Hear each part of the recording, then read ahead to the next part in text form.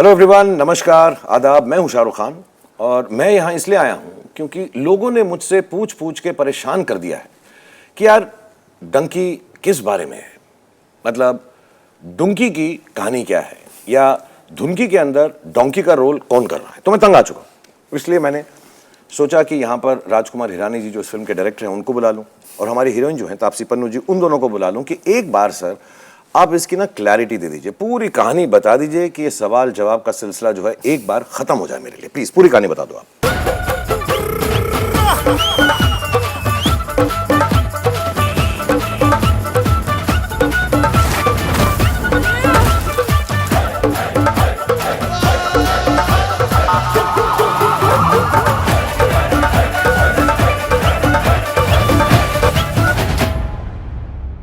मुझे ऐसा लगता है यार हम ना बहुत ज़्यादा एनालाइज करते हैं फिल्म्स को।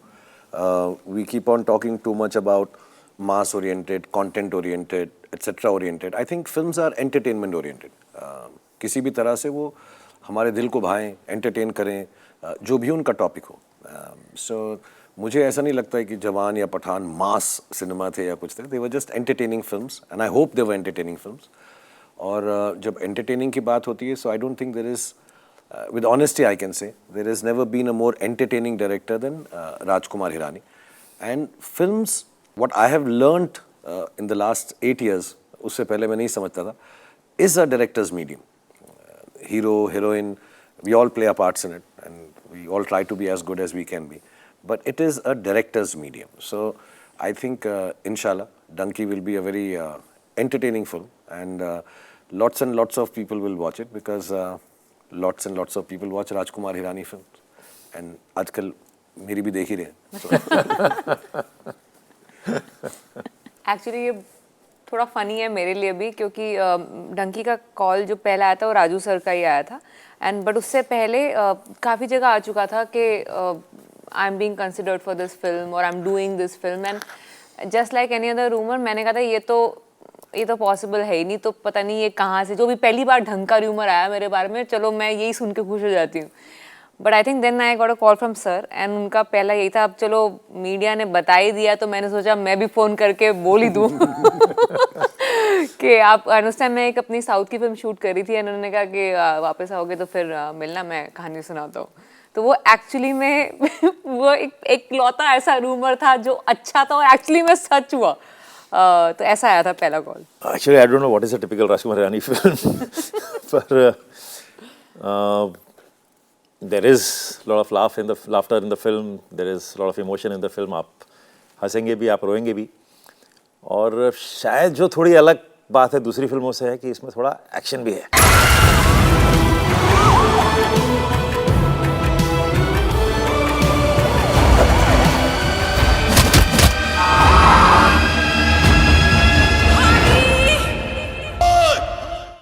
Inspired by Pathan and Jawan. यार मुझे बहुत अच्छा लगा था कि फिल्म का नाम डंकी है। मैं दिल्ली से हूँ तो मुझे थोड़ा बहुत अंदाज़ा है कि डोंकी को पंजाबी एक्सेंट में या नॉर्थ में थोड़ा डंकी बोलते हैं। डंकी मारना या डोंकी जर्नी के बारे में मुझे बिल्कुल नहीं पता था। वो मेरे लिए बहुत नया था, बहुत ही ज़्यादा नया था। मैं और राजू सर काफ़ी दिनों से हम मिलते थे, हम यार फिल्म करते हैं एंड राजू सर एंड एक चीज़ बहुत क्लियर है राजू सर के बारे में कि जब तक वो कहानी से खुश ना हो वो फिल्म नहीं बनाते। सो हमने बहुत कहानियाँ सुनी हैं, बहुत अच्छे अच्छे आइडियाज़ भी हैं, बट वो आइडिया के आइडिया थे।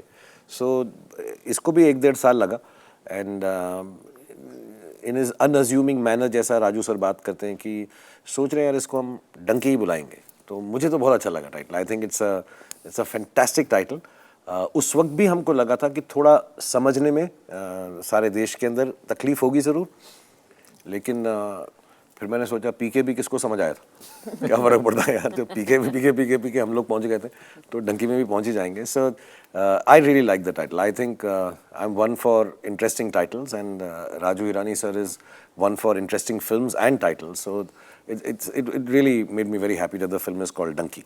आई थिंक कि सबसे बहुत कम ऐसे डायरेक्टर्स होते हैं जिनका नाम सुन के ऑडियंस थिएटर में जाना चाहती है कि अच्छा इस डायरेक्टर की पिक्चर है तो हमें देखनी ज़रूर है। ऐसे कुछ बहुत गिने चुने डायरेक्टर्स के अंदर राजू सर का नाम आता है, तो बाय डिफ़ॉल्ट ये तो एक फिल्म है जो कोई भी एक्टर मना नहीं करना चाहेगा जब इनकी फिल्म की बात आती है।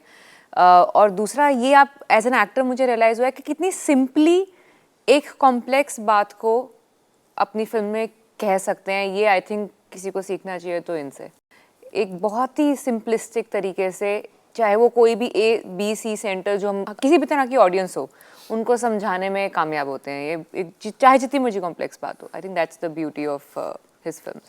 I want to go to lavatory.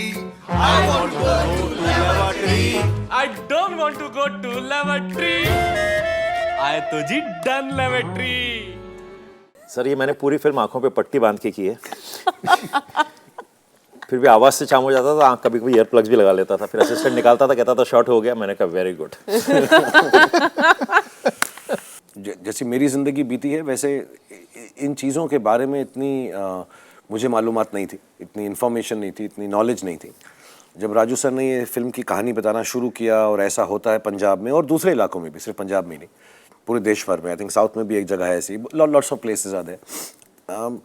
तो the most touching part about this whole thing was कि कैसे लोगों को जो जो उनके साथ होता है and in spite of all the issues and trouble अपनी ज़िंदगी को आगे बढ़ाने के लिए इंसान क्या क्या हद पार कर जाता है, क्या सरहद पार कर जाता है। I think to me that's a struggle which makes struggle of lot of us seem very small. कि कितनी इंतहा पे इंसान पहुंच चुका है, किस लिमिट पे इंसान पहुंच चुका है कि उसको ऐसा कदम उठाना पड़ता है जहां अपने परिवार को, अपने देश को, अपने घर को, अपने दोस्तों को, सबको छोड़कर जाना पड़ता है to make a future so that he can come back और she can come back. I think that's and not only, ये सिर्फ इंटरनेशनली ही नहीं बात कर रहा हूँ मैं, थोड़े से हम सब अवेयर हैं कि हमारे भी प्रांतों में से लोग जो हैं दूसरे प्रांत में जाते हैं। हम एग्रेरियन सोसाइटी हैं तो you want to go to places जहाँ पे आपकी अर्निंग बेटर हो जाए अगर एग्रीकल्चर ठीक नहीं चल रहा, and other issues we have. And जब कोविड हुआ था so we saw how people needed to just get back home and there was an exodus and how sad it was, we all remember those images. So वो बहुत fresh था मेरे दिमाग में। Maybe even Raju sir को भी ये बातें मे बी नॉट इंटेंशनली लेकिन इंटरनली लगी होंगी। So for me someone leaving your house, अपना घर छोड़कर किसी ड्रीम के पीछे चले जाना, और ये दिल में कहीं ना कहीं ज़रूर होना कि शायद वो ड्रीम पूरा ना हो। हर किसी का जैसे कहते हैं ना मुकम्मल जहां नहीं मिलता। So I think all that is very emotionally stirring and touching as a story specifically in Dunki and otherwise also as a story of humanity. तो मुझे ये बहुत इंटरेस्टिंग लगा था कि लोग वहाँ पे जाने के लिए जो तपस्या करते हैं, कोशिश करते हैं, दुआ करते हैं। So there is a whole gurudwara there dedicated to this. Correct. तो इसे कहते हैं वीज़ा वाला गुरुद्वारा कहलाया जाता है ये। और अब इस गुरुद्वारे में जाएँ तो बाहर दुकानें हैं जहाँ पे खिलौनों के जहाज़, टॉय प्लेन्स रखे होते हैं, लोग वो खरीदते हैं और अंदर जाके चढ़ाते हैं। अपने साथ पासपोर्ट ले आते हैं, पासपोर्ट दिखाया जाता है भगवान की तरफ और दुआ यही मांगी जाती है कि भाई हमारा वीज़ा लगवा देना, कुछ करना हमारा वीज़ा। और मैंने कई लोगों से बात की, वहाँ पे जो लोग हैं जो काम करते हैं उनसे भी बात की, तो दे वेरी नाइस पीपल। उन्होंने कहा कि देखिए ये तो विश्वास है, पता नहीं होता है नहीं होता है, पर इतना विश्वास है कि हज़ारों की तादाद में रोज़ लोग आते हैं, जहाज़ चढ़ाते हैं, पासपोर्ट दिखाते हैं और कहते हैं कि हमारा वीज़ा लगवा। तो उसका नाम ही है वीज़ा वाला गुरुद्वारा। निकले थे कभी हम घर से,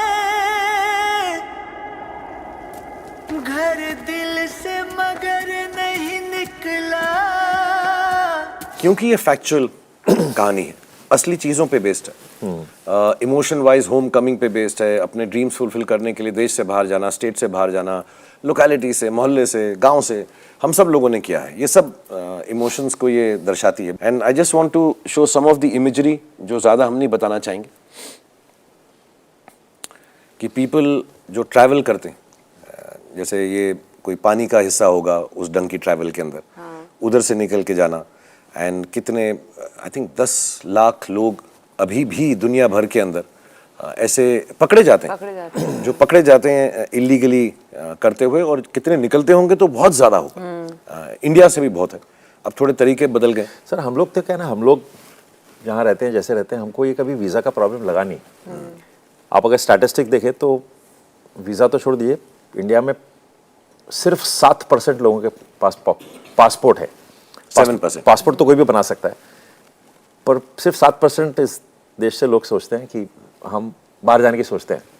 पर उसमें से फर्स्ट वर्ल्ड कंट्री जाने के लिए जो वीज़ा लोग लगवा सकते हैं, क्योंकि जिनके पास पैसे हो, एजुकेशन हो, वो बहुत ही मिनिस्कुल 0.001% में लोग लगवा सकते हैं। तो बाकी को अगर कोई जाना चाहे और उनके पास ये नहीं है, तो फिर वो ऐसे ही निकलते हैं।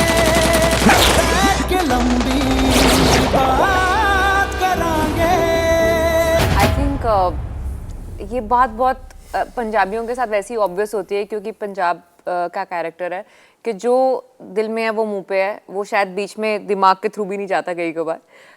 वो चीज़ इस तरह की लड़की है और उसका जो गोल है वो काफ़ी क्लियर है। वो इस तरह की लड़की है कि उसको पता है कि उसको जो चाहिए वो पूरे जी जान से उसकी तरफ बढ़ जाएगी, चाहे जो भी मुश्किल आए रास्ते में, उसको कुछ रोक नहीं सकता।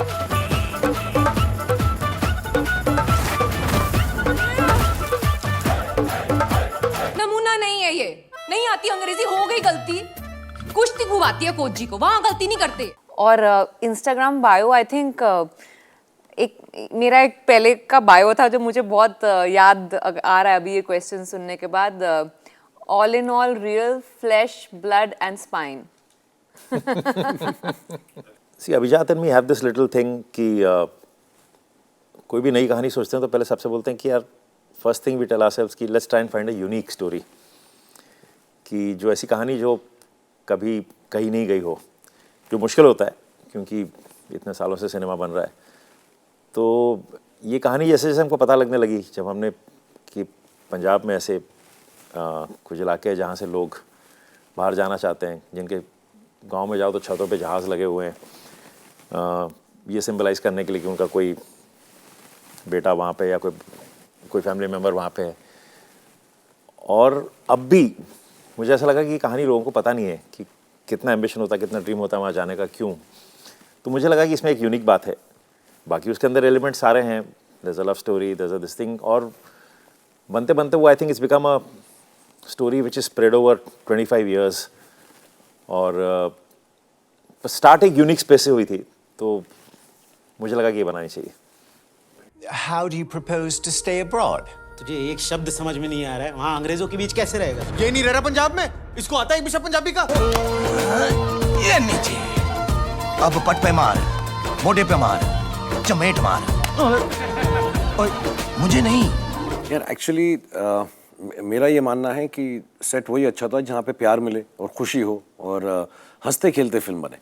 सो राजू हिरानी एंड अभिजात एंड इनकी जो बाकी टीम भी है क्रिएटिव टीम साइड पे, they are very loving and happy people and very hard working, very detailed, very hard working. जो चीज़ आपको जाननी है वो इनकी सारी टीम जो है, whether is the costume department, whether is the makeup department, whether it is Raju sir, whether it's Abhijat, whether it's the camera department, वो सब कुछ बता देते हैं, तो काम बहुत कम हो जाता है। You are never lost on the set.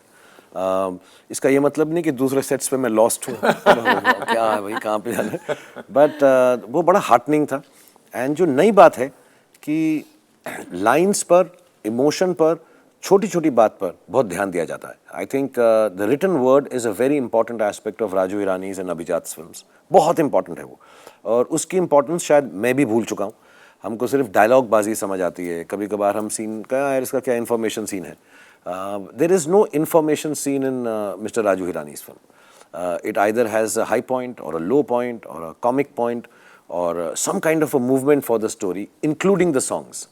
तो कोई भी चीज़ लफुंडरबाजी के लिए नहीं होती कि यार ये डाल देते हैं इसमें। सो पिक्चर जो है टाइट रहती है, ब्रीफ रहती है।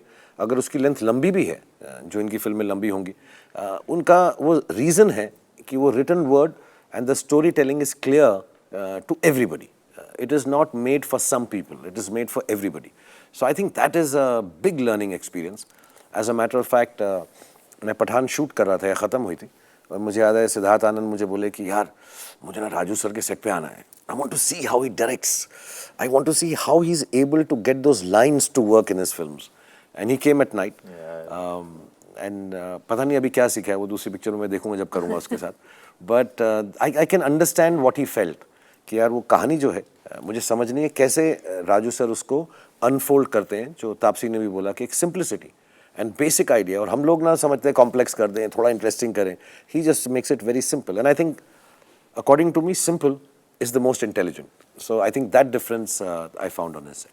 ये मेरे लिए एक गिफ्ट था मुझे ऐसा एटलीस्ट मैंने उसको ऐसे ट्रीट किया कि 10 साल मेहनत करने के बाद अगर आपको कोई गिफ्ट दे सकता है भगवान कि चलो अब वो सर के पीछे जा सिमरन जी ले अपनी जिंदगी तो ये वो हुआ है मेरे साथ, ये वो मोमेंट था कि अब कोई स्ट्रेस नहीं है, कोई टेंशन नहीं है, वो फ्रंट बाकी सब संभाल लेंगे।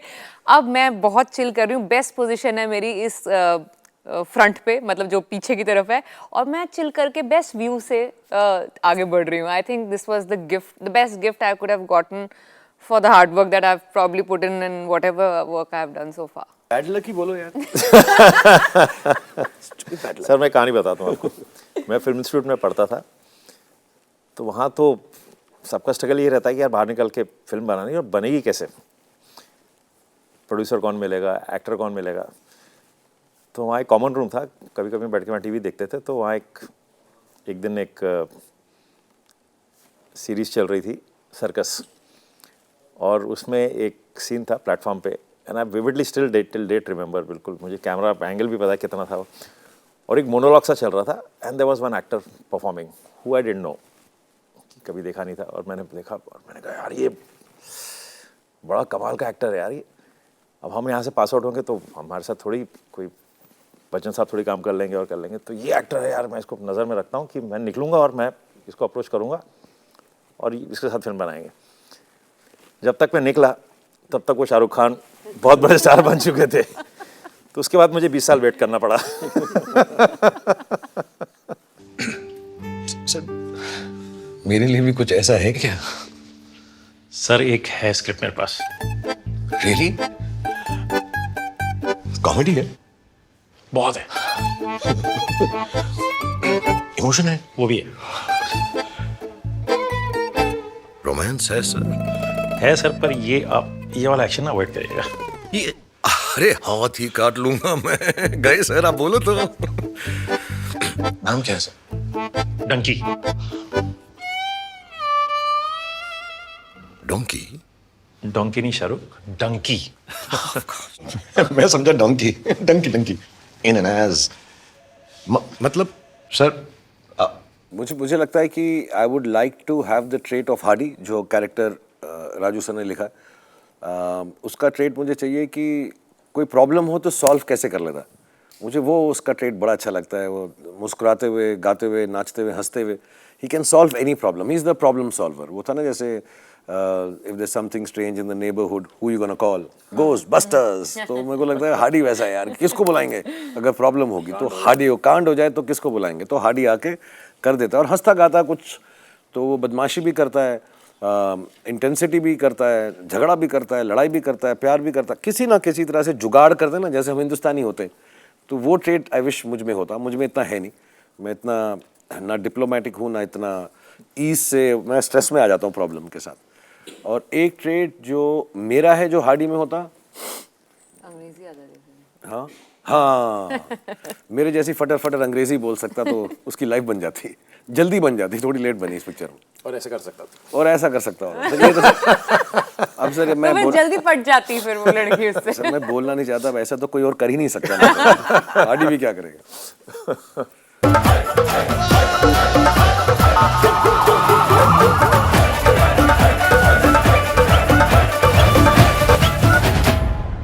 आई एम वेटिंग के 21 दिसंबर वो वाला मोमेंट होना चाहिए लुटपुट, तो वो 21 दिसंबर पे बेटर हो जाए तो वो मैं अच्छे से याद रखूंगी जिंदगी भर।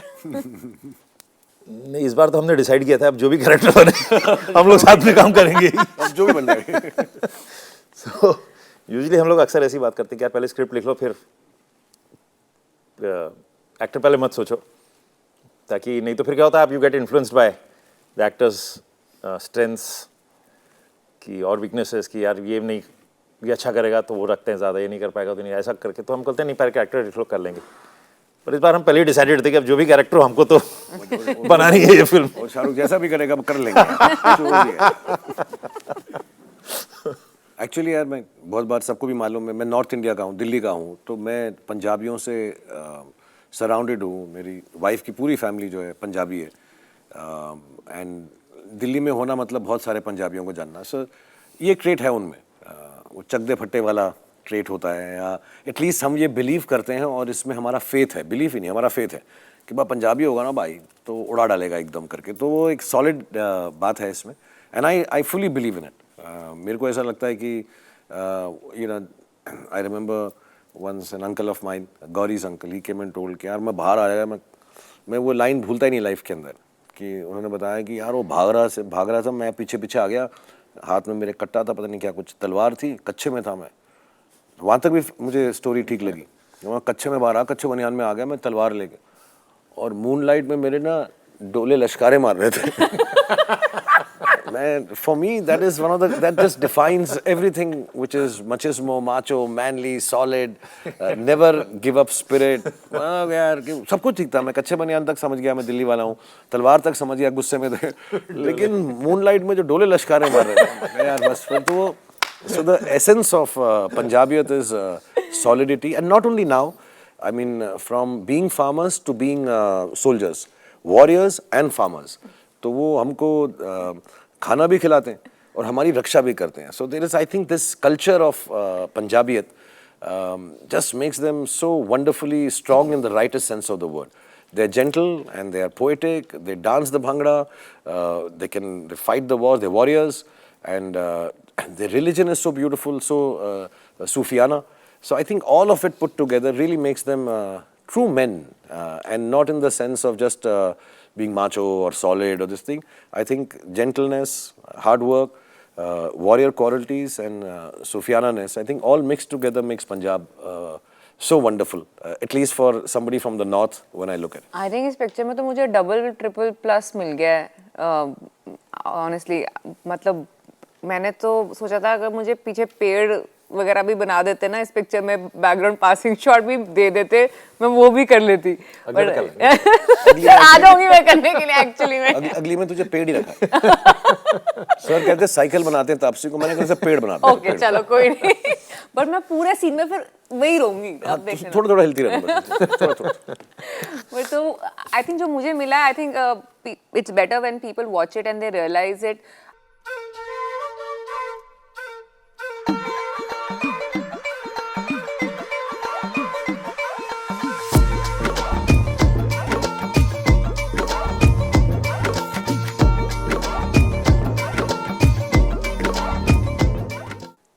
It's still too good to be true. The role that I got, the character that he gave me, it's just too good to be true to have that in his film opposite him. I think I still have to believe this has really happened with me. See, I always feel कि right cast is half the battle won. So मुझे अभी तक याद है वो 3 Idiots में चतुर की कास्टिंग करनी थी, तो we wanted a character who doesn't know Hindi. तो हम जितने भी एक्टर को ऑडिशन कर रहे थे यहाँ पे, उन्हें हिंदी तो आती थी, and they had to behave as if they did know Hindi, तो वो ठीक से हो नहीं पा रहा था, यानी होता था, they were acting as if they don't know. तो ये थॉट आया कि actually why don't we cast somebody from USA, America से कास्ट करते हैं, वहाँ जो बच्चा वहाँ पैदा हो, इंडियन हो पर वहाँ पैदा हुआ हो, तो वो बड़े एक अजीब ढंग से उनकी हिंदी होती है। तो वहाँ हमने कुछ लोगों को ऑडिशन किया था, दैट्स हाउ चतुर केम इनटू दिस थिंग। और उसे हिंदी बिल्कुल नहीं आती थी। उसका मुझे अभी तक याद है पहला ऑडिशन, वो उसको हमने कोई मुन्ना भाई का एक कुछ डायलॉग्स दे दिए कि उसको आप बोलो। तो उसमें एक डायलॉग था कि मुझे चाय दो। तो दो से ये लगता था कि 2 1 2 3, तो कहता है मुझे चाय दो। यू नो, सो हमने कहा यार ये तो परफेक्ट है कि उसको स्पीच देनी है उसमें, और तो ये will be the right cast for it. So he came in, फिर उसने हिंदी सीखनी शुरू कर दी। तो by the time actually reached to do that scene, वो उसको थोड़ी हिंदी आ गई थी। तो फिर मुझे शूट पे मैंने कुछ डायलॉग चेंज कर दिए कि यार ऐसा बोलते जो उसको ना आए। तो actually if you have the right person for that this thing, तो आपका आधा बैटल तो वहीं खत्म हो जाता है। और हम लोग वक्त भी लेते हैं उसमें कि अच्छे से कास्ट ढूंढो।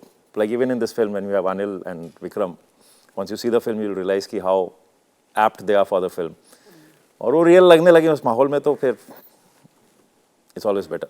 I understand noun, pronoun, adjective, verb, adverb, conjunction, colon, semicolon, comma ते full stop. ये देखो यार। और ये हम मेथड एक्टर्स पे पहुंचे। हाँ मेथड एक्टर की बात निकली तो बता दे। तू तो विकी के साथ काम कर चुकी है, बता दे। हर पिक्चर के अंदर उसको बेचारे को एक दारू वाला सीन मिल जाता है। मनमर्जियां में भी जब उसको एक ड्रंक सीन था जो इसने इतना अच्छा किया था, वो बाद में पता चला एक्चुअली में पी के उसने तो वो सीन किया। मैं ऐसे इंप्रेस हो रहा था अच्छी एक्टिंग कर। क्या बात है। नहीं, इस फोटो में तो ऐसा लग रहा है मैं कह रहा हूँ कि भाई थोड़ी सी मेरे लिए भी छोड़ दे। बट इसने ये सीन बहुत खूबसूरत किया। फैंटास्टिकली परफॉर्म सीन है। How do you propose to stay abroad? तुझे एक शब्द समझ में नहीं आ रहा है, वहाँ अंग्रेजों के बीच कैसे रहेगा? ये नहीं रह रहा पंजाब में? इसको आता है एक भी शब्द पंजाबी का? नहीं, कॉन्शियस एफर्ट तो नहीं है यार। आई एम 58 नाउ एंड मुझे ऐसा लगता है मुझे एज सेंट्रिक रोल्स करने चाहिए। And if I get an opportunity in a film, so of course 100% जब हम जवान ज़्यादा commercial in your face kind of character है, मैं कहूँगा I won't call it caricature but it's an over the top old person. But in this film ये बहुत real है, डंकी में बहुत रियल है। एंड डंकी में एक छोटी सी बात है कि ये एक प्रॉमिस है, एक वादा है एक सोल्जर का। तो एक जर्नी है एंड वही इस फिल्म की आई थिंक इंट्रीगिंग क्वालिटी है कि वो जो जर्नी है वो एक स्पैन करती है time. So like a saga.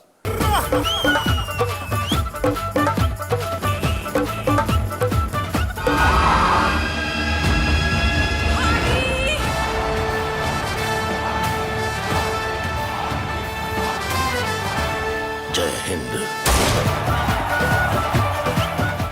And to play that, to be a certain age and then span that many years is very interesting.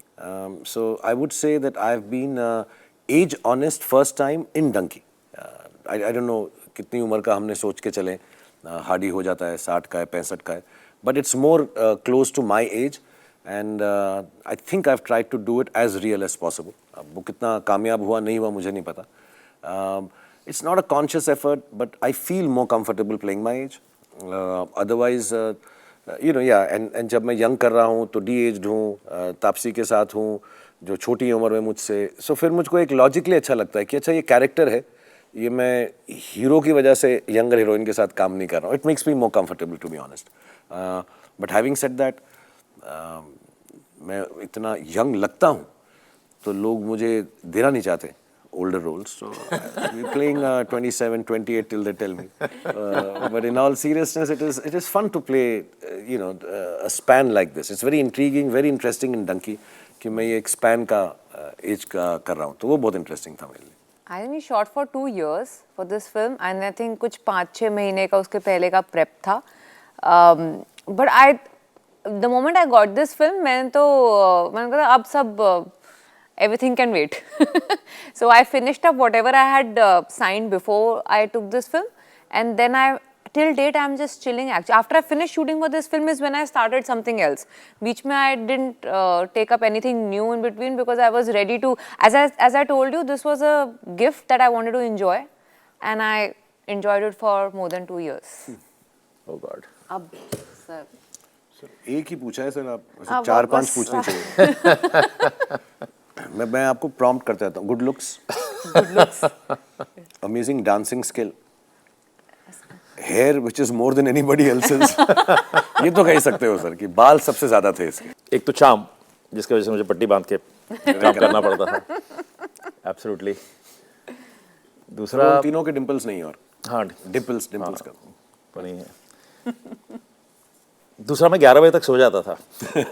Now he really taught me that you can stay awake till 5 in the morning. And आराम से without. अब मैं 6 बजे सोता हूँ.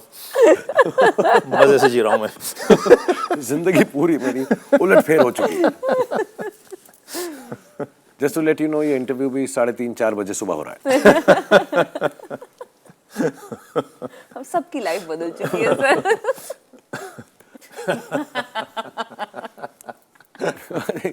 I think actually मैंने 4 साल का ब्रेक नहीं लिया. ऑनेस्टली मैं 1-1.5 साल तक मैंने सोचा मुझे ऐसा लगा मैंने पहले भी मेंशन किया मैं थोड़ा सा अपने आप से दूर हो गया. इन टर्म एक्टर को अपने करीब बहुत रहना ज़रूरी है कि अपनी बातें जो हैं जो अपने एक्सपीरियंसेस हैं. बट ऐसा films are so big and huge, sometimes you get carried away, not in a bad way but आदमी भूल जाता है रोज़मर्रा की ज़िंदगी में. So I just wanted to stay with myself. तो मैंने कहा 6-8 महीना मैं थोड़ा बैठता हूँ. फिर कोई और फिल्म भी नहीं थी मेरे पास, टू बी ऑनेस्ट. मैं बैठता हूँ और मैं होड़ में फिल्में साइन नहीं करता कि भाग लिए, ये कर लिया, अभी दूसरी करनी. मुझे वो सब प्रॉब्लम नहीं है कि मुझे यार अब अगली फिल्म कौन सी साइन करूँ. मैं नहीं है तो मैं बैठ सकता हूँ आराम से. मैं लेज़ी हूँ इंटरनली. तो आई थिंक मैं 1 साल के लिए बैठा, फिर पैंडमिक आ गया, कोविड आ गया, तो खुद ही वो 2 साल, 1.5 साल, 4 साल हो गए.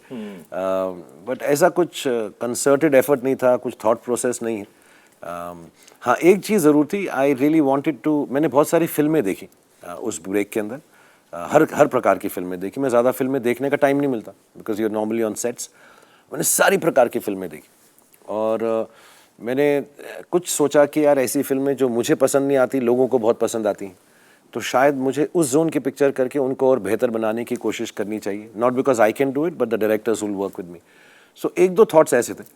बट बियॉन्ड दैट ऐसा कोई भी आई डोंट थिंक द ओनर्स, जैसा आप सवाल पूछ रहे हैं कि ओनर्स की शेर कभी शिकार नहीं भूलता और ये सब, मैं खुश हूँ, मेरी फिल्में लोगों को पसंद आ रही हैं.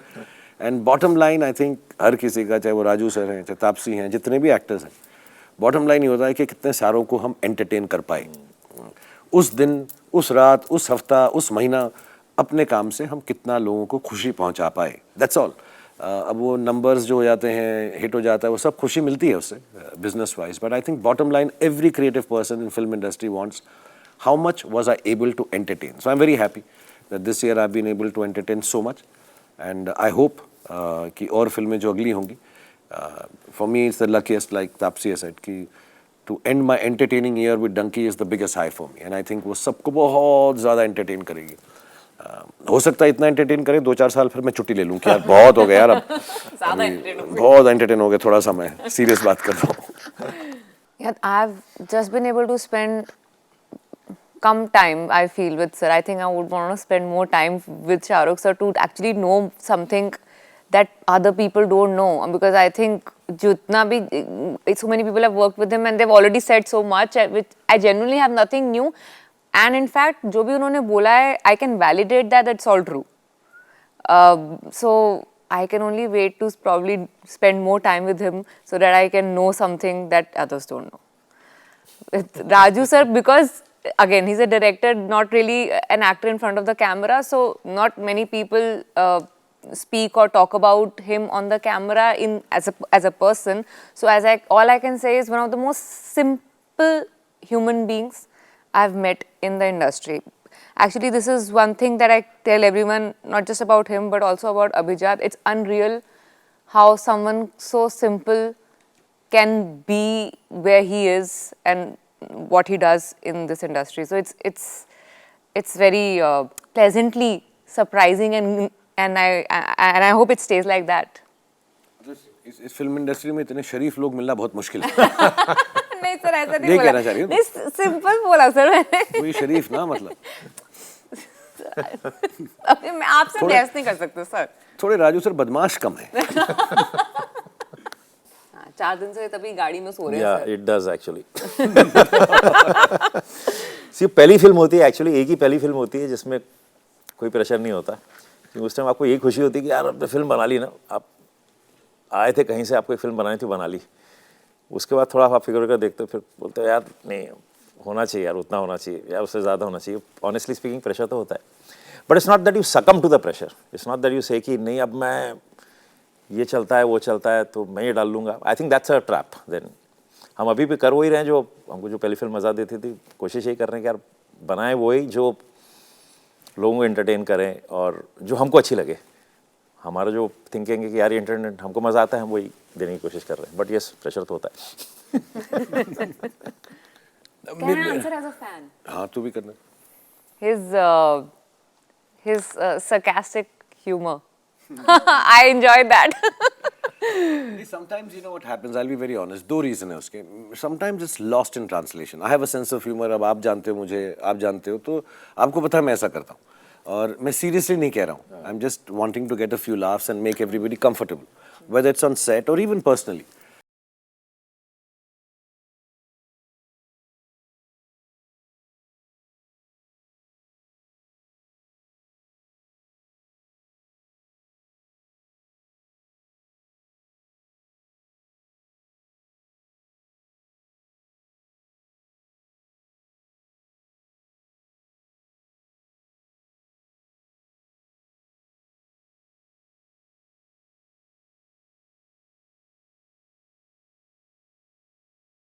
जज साहब, मुझे मेरे देश में कोई खतरा नहीं है। मेरा देश जैसा है मेरा है।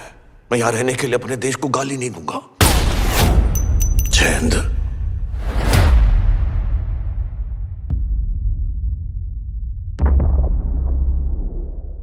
ठीक है सर, मेरी लाइफ तो बन गई, मुझे तो अब कुछ चाहिए नहीं। आप लोग देख लो प्लीज। राजू सर, तापसी, विक्रम, अनिल यहाँ पर नहीं है, विकी यहाँ पर नहीं है, बमन साहब, अभिजात, जितने भी लोग इस फिल्म के साथ जुड़े हुए हैं, thank you very much sir for giving me an opportunity. As always, as an audience more than the actor in your film, I look forward to Dunki. I am sure Tapsi also feels the same. हम I आपसे think my family is looking forward to seeing your film more than my film actually. उनको है कि आपकी picture. No, I've had total joy, and since we're talking of this kind of a song, I have to say, you know, many heroes wouldn't want like to do a film with so many actors where they are, Yeah. you know, one amongst them. Yeah. सबको लगता है कि यार बस film में मैं होना चाहिए. So Shahrukh, I have to give it to you that you've been such a sport that film के अंदर ऐसा मैं नहीं हूँ। नहीं आप पता था बोलेंगे ये आप ही आप काट दिए। आप ही आप हो सर, आप ही आप हो, दुकान पे दिख रहा है पर सर ये गाना देके इन्होंने बाकी सीन काट लिए आपके। नहीं मेरा देख लिया ना पिक्चर। मेरा कहने का मतलब है कि एक भी सीन दूसरे को जाता है ना तो बोलता है ये मैं कर लूं यार। अब ये शौक है सरप्राइज के बाद, अब आप देख लो। ठीक है सर, ये अब बातचीत हम खत्म कर देंगे यहाँ। ये मैं देखूंगा 21 दिसंबर को। मैं तो जा रहा हूँ थिएटर में, first day first show first ticket लेकर। कि मैं हूँ कि नहीं picture मैं हूँ कि नहीं हूँ, और हमारी यही आपसे इल्तिजा है कि आप भी जाकर देख लो कि मैं हूँ कि नहीं। बट 21 दिसंबर को डंकी रिलीज हो रही है, होपफुली मैं उसमें हूँ, और अगर मैं नहीं हूँ तो मुझे फोन करके बता देना। मैंने बहुत ज़्यादा तारीफ कर दी राजू सर की अगर मुझे पिक्चर में से निकाल दिया। But thank you so much everybody, God bless you, and thank you for listening to us and being part of this show. Thank you.